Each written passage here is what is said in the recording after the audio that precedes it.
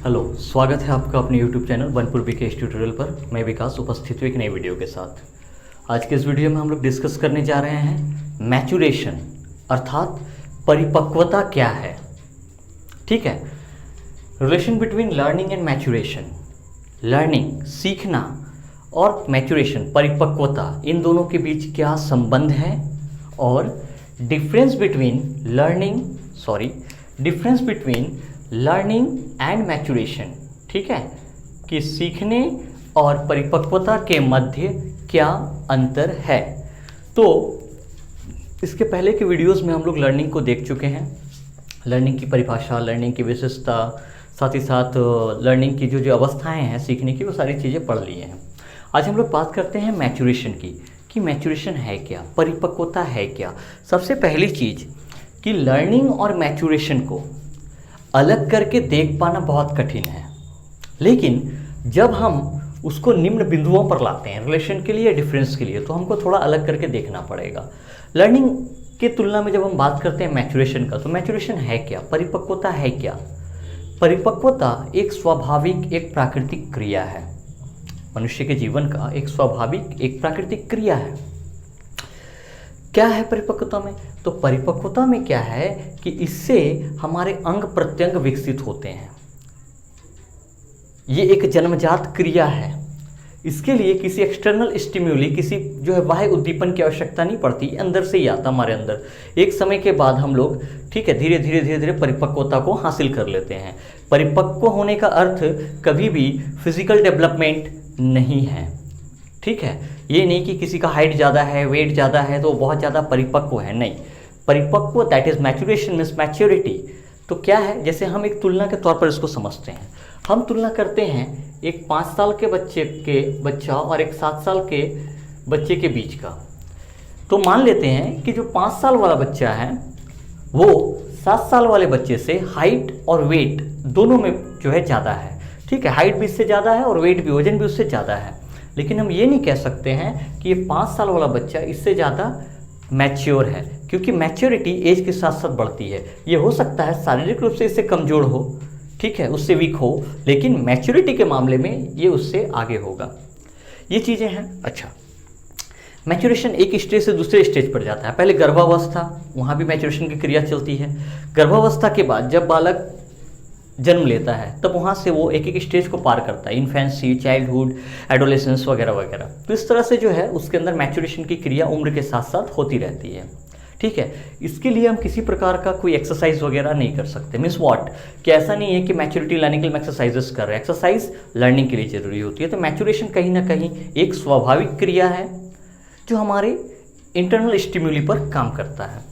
अब हम आते हैं अगला एक कंटेंट, जो हमारा relation between learning and maturation. Learning and maturation को अगर हम लोग उदाहरण से समझें तो ज़्यादा आसान होगा। रिलेशन बात करते हैं कि दोनों, ऐसे तो दोनों को अलग नहीं किया जा सकता। दोनों को अगर बात करें तो एक ही सिक्का के 2 पहलू हैं, दोनों को अलग नहीं कर सकते हम लोग। लेकिन कहीं ना कहीं हेड और टेल बोलते हैं तो एक डिफरेंस क्रिएट हो ही जाता है। तो ठीक उसी तरह से पहले हम लोग रिलेशन निकाल लेते हैं कि रिलेशन है क्या।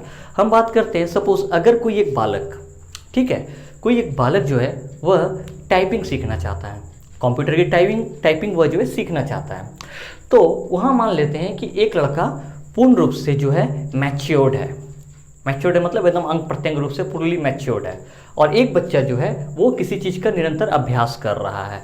यही 2 स्थिति कायम होती है। तो यहाँ पर हम मानते हैं कि अगर कोई बच्चा नियत रूप से किसी चीज़ को सीख रहा है, पूरा लर्निंग कर रहा है, पूरा सीख रहा है, लेकिन उसकी उंगलियों में इतनी मैच्योरिटी नहीं आई है, इतनी परिपक्वता नहीं आई है कि वो कीबोर्ड के बटन्स को प्रेस कर पाए, उस केस में क्या होता है, उस केस में उसका जो सीखना है वो सक्सेस नहीं हो पाएगा। क्यों?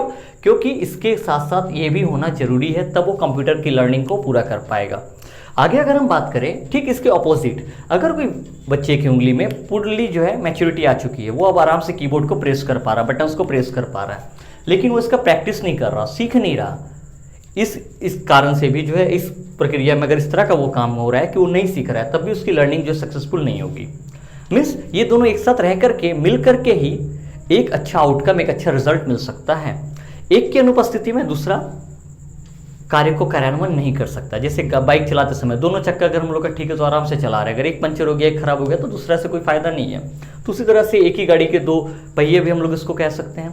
एक और एग्जाम्पल लेते हैं, सपोज कोई छोटा बच्चा साइकिल चलाना सीखना चाहता है, लेकिन उसके हाथ पैर में इतनी परिपक्वता ही नहीं कि वो पैडल मार सके, ब्रेक दबा सके, तो उस स्टेज में भी वो नहीं सीख पाएगा साइकिल चलाना। अगर कोई बच्चा प्रैक्टिस कर रहा है, मैच्योरेशन नहीं है, अगर किसी में मैच्योरिटी आ गई है, पूरा लंबा चौड़ा है, लेकिन वो सीखता ही नहीं है, उसको चलाने ही नहीं आता है, वो सीखना ही नहीं चाहता, उस स्टेज में भी नहीं होगा। तो कहने का मतलब है जब ये दोनों क्रियाएं साथ साथ होती हैं या दोनों मौजूद होती हैं, तब जो आउटकम है वो अच्छा मिलता है।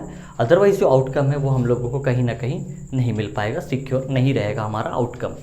अब हम बात करते हैं तीसरे पॉइंट पर कि दोनों में फिर डिफरेंस क्या है। जब हम बात करते हैं दोनों एक दूसरे से जुड़े हुए, तो फिर अंतर कहाँ से आ जाती है, क्योंकि इस तरह के क्वेश्चंस पूछे जाते हैं। दोनों में डिफरेंस तैयार करके जो हम लोग एजुकेशन की पढ़ाई कर रहे हैं, बीएड, एमएड वगैरह, डीएलएड वगैरह में इस तरह के प्रश्न पूछे जाते हैं, सीटेट की एग्जाम्स वगैरह में पूछे जाते हैं। तो हमको कहीं ना कहीं हर एक पक्ष इसको देखना पड़ेगा। तो कुछ बिंदुओं पर इसको हम जो है कैटेगराइज किए हैं। सबसे पहली चीज ध्यान देना है, पहला जो पॉइंट है हम लोग का मैच्योरेशन। मैच्योरेशन कैसी क्रिया है, एक नेचुरल, एक प्राकृतिक, एक स्वाभाविक क्रिया है। स्वाभाविक कहने का मतलब है इसके लिए हम लोगों को कोई कृत्रिम, ठीक है, एक्सरसाइज वगैरह की आवश्यकता नहीं पड़ती, ये नियत जो है हमारे अंदर से होते चला जाता है। लेकिन जस्ट हम बात करते हैं लर्निंग की, तो लर्निंग के लिए हम लोगों को एक्सटर्नल स्टिम्युली की आवश्यकता पड़ती है। एक एक्सटर्नल हम लोगों को कहीं ना कहीं सीखना पड़ता है। जैसे हम बात करते हैं कि नेचुरल है तो स्वाभाविक है, ये उम्र के साथ साथ होगा ही होगा, बढ़ेगा ही बढ़ेगा, परंतु उम्र के साथ साथ मेरी लर्निंग भी उसी तरह से होगी, ये कोई जरूरी नहीं है। लर्निंग हमको सीखना पड़ता है, एक्वायर करना पड़ता है। इसलिए कहा जाता है कि मैच्योरेशन कैसी क्रिया है, तो मैच्योरेशन एक इनबॉर्न क्रिया है, जन्मजात। ये जन्म से ही हमारे अंदर आता है, परंतु ये एक्वायर्ड है, अर्जित किया जाता है। कैसे, अगर कोई बच्चा अपने माँ के गर्भ में है, गर्भावस्था में भी उसके अंदर मैच्योरिटी आती रहती है। मैच्योरिटी मतलब जैसे देखते हैं कि मैच्योरिटी क्या है, अब इनबॉर्न क्या है कि शुरू में बच्चा जब अपनी माँ की गर्भावस्था में होता है तो उसके अंदर कोई क्रिया नहीं होती, शांत रहता है, परंतु जैसे जैसे वो बड़ा होता है, ठीक है, near about 9 month, 789 month, it means what, 9 months into 30, 270, near about 270 to 280 days जो है अपनी माँ के गर्भ में रहता है बच्चा। तो इस दौरान उसके शरीर में काफ़ी जो है ना विकास भी होता है। तो ये क्या होता है, हाथ पैर चलाना, जब वो जन्म लेता है तो जन्म लेने के बाद पहले वो हिलने में सुविधा उसको होता है, हिल नहीं पाता, हिलने में असमर्थ रहता है, फिर वो हिलना, डुलना, चलना, दौड़ना, खेलना, इस तरह से तरह तरह की क्रियाएं सीखता है। तो ये जन्म से ही बच्चे के अंदर होता है क्या, मैच्योरेशन। परंतु ये जो लर्निंग है, किसी के अंदर जन्म से ऐसा थोड़े होता है या आखिर ये मैथ सॉल्व करेगा, नहीं, वो प्रैक्टिस करता है, वो किसी भी चीज़ को करने की जो है बार बार अभ्यास करता है, तब जा करके उसका जो है लर्निंग होता है। तो मैच्योरेशन क्या है, इनबॉर्न है, ये जन्मजात होता है, परंतु लर्निंग हमको अर्जित करना पड़ता है। अब कुछ पॉइंट्स के बेसिस पर चलते हैं। प्रैक्टिस, तो मैच्योरेशन के लिए कोई प्रैक्टिस की हमको आवश्यकता नहीं है, परंतु लर्निंग के लिए है, ठीक है। जैसे मैच्योरेशन क्या है, वो तो आ रहा है, जन्मजात है, लेकिन हमको कोई मैथ्स बनाना सीखना है, थोड़े जन्मजात है, उसके लिए तुमको नॉलेज एक्वायर करना पड़ेगा, उसके लिए प्रोसेस एक्वायर करनी पड़ेंगी कि किस तरह से इस चीज़ को हम सॉल्व कर सकते हैं। बात करते हैं on the basis of continuity.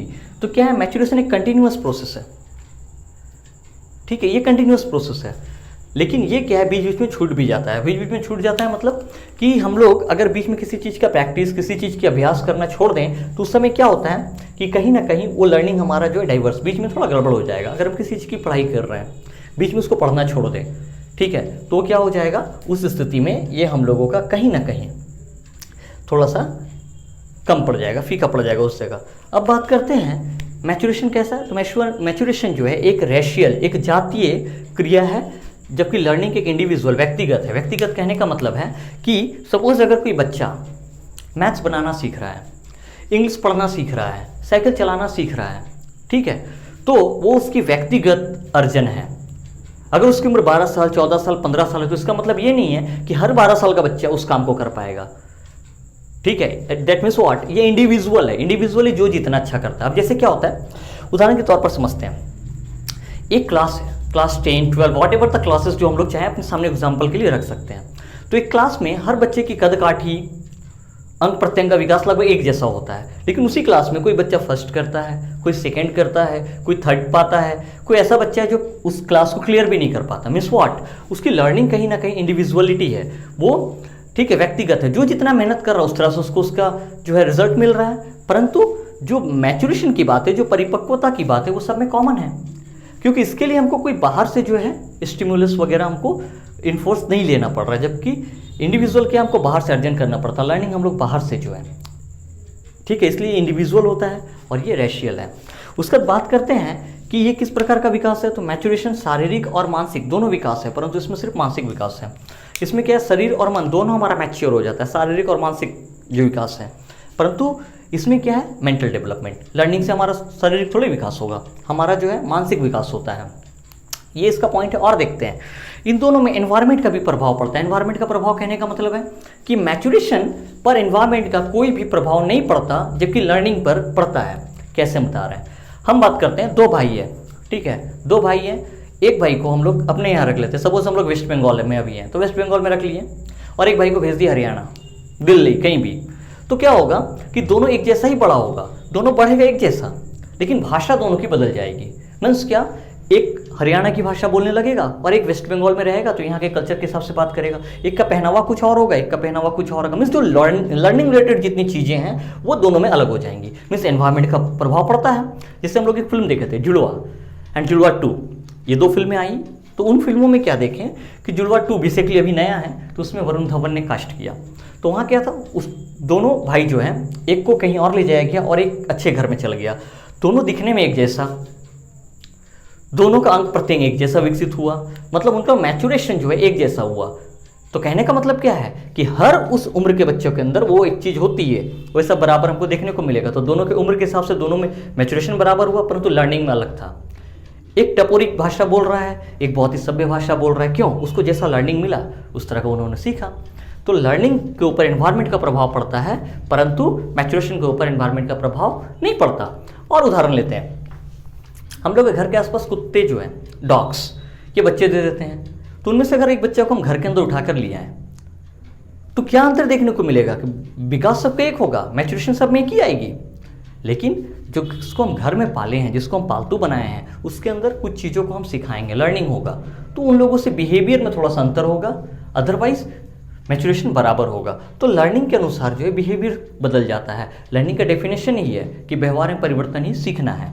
और एक चीज़ देख लेते हैं, जो लर्निंग है इसमें बाहरी जो स्टिम्यूली है, बाहरी जो उद्दीपक है, इसका प्रभाव पड़ता है, परंतु मैच्योरेशन इंटरनल स्टिम्यूली पर काम करता है, ठीक है। तो यही जो है कुछ बेसिक हम लोगों का एक डिफरेंस है मैच्योरेशन और लर्निंग में। तो आज हम लोगों ने देखा कि मैच्योरेशन क्या है, रिलेशन क्या है मैच्योरेशन और लर्निंग में, और इन दोनों में डिफरेंस क्या है, ठीक है। आगे भी क्रम में वीडियो जो इस तरह की आती रहेंगी। Thank you.